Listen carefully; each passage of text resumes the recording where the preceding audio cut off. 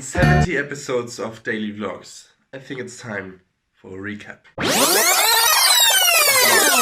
70 days of storytelling, 70 days of my life that I've invested into creating a short film every single day. When I look back on the first few vlogs that I did, I want to thank you at this point already for watching the video, checking out the vlog, sticking up, and if you like what you saw, subscribe, and I see you guys next time. I see that there's a lot of development happening, and that's what I want to talk about today. I want to talk about everything that happened so far, everything that is going to happen, everything that's happening at the moment, and mainly how my viewpoint on my work, on myself, and on my general overall philosophy has changed. We'll start with my work.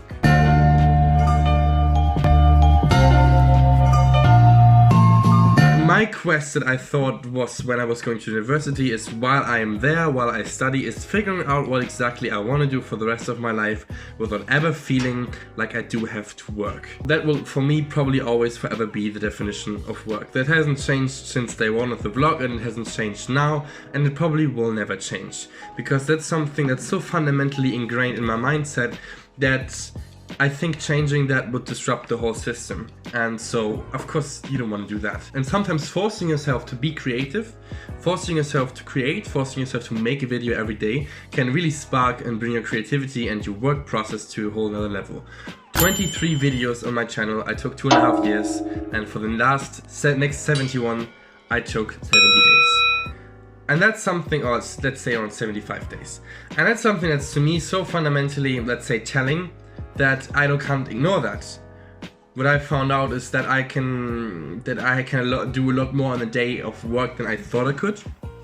Now I usually spend 3 to 4 to 5 hours editing a vlog every day, and these hours are just leftover hours I would normally waste. And so now I invest them into something productive.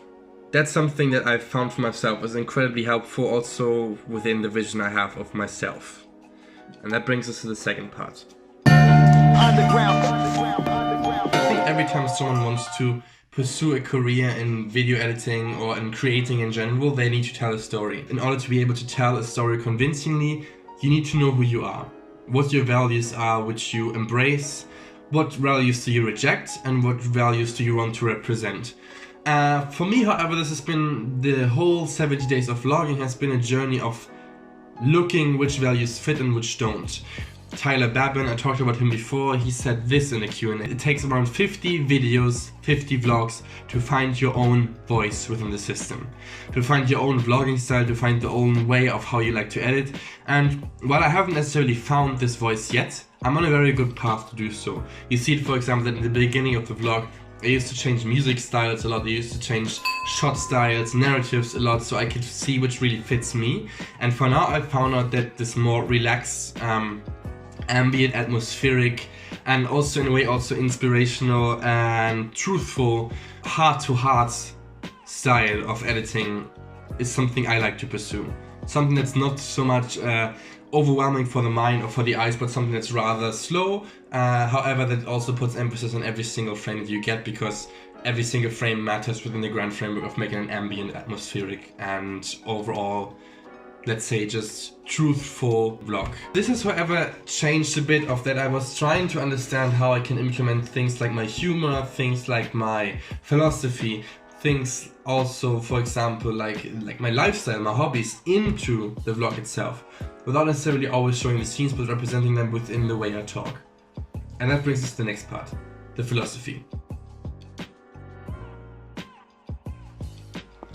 I decided to do the last part in here in between our garden that our communal building has, because I think it's a lot more atmospheric than just looking at the grey walls of my apartment. The topic itself has always been something that interested me. How do people govern their mindsets? How do they act in light of their, let's say, pursuits and their interests? And of course for me, if I wanted to do a vlog, implementing things like what I study, like rhetoric and philosophy and English literature, has always been something that's interesting. It's always been something that's part of who I am, and thus also part of the way I think and my philosophy itself. But what I wanted to pay attention to is that I don't overdo things. In the end, a vlog is not an educational channel. A vlog is also not solely a motivational video, a motivational artist, and a vlog is also not, well, a life lesson guideline.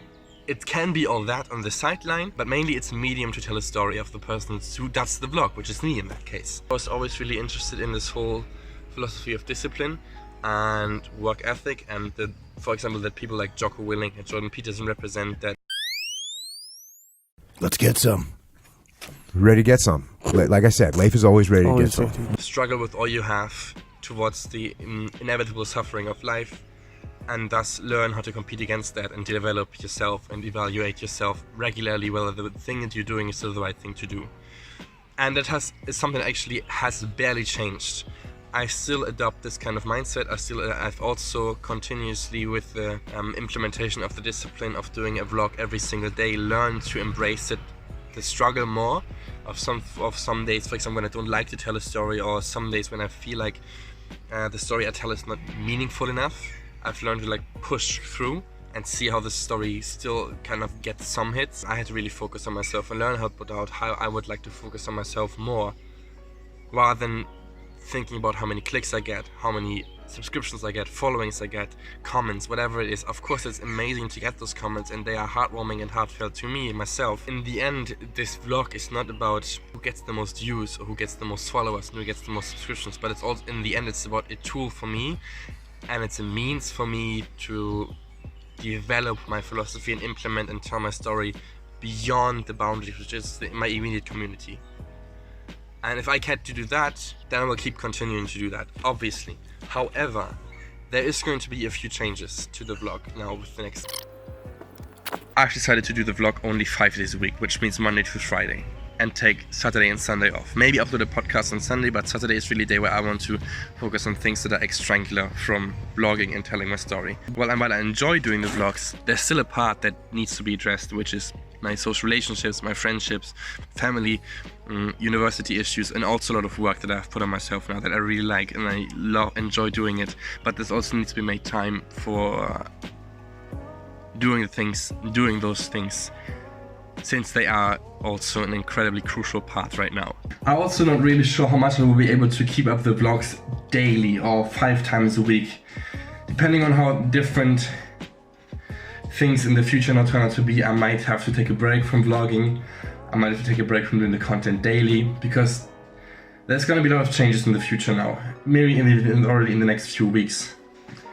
And depending on that, I of course have to adapt and also adjust my schedule. I hope you're going to be back on Monday when the vlog's resuming. We're going to have another podcast on Sunday about a book I've been reading this week, which I really like, and I should have read it a long time ago, which I haven't. And other than that, I hope you enjoy your weekend. Have a great weekend. I will see you guys on Monday, and thank you for watching.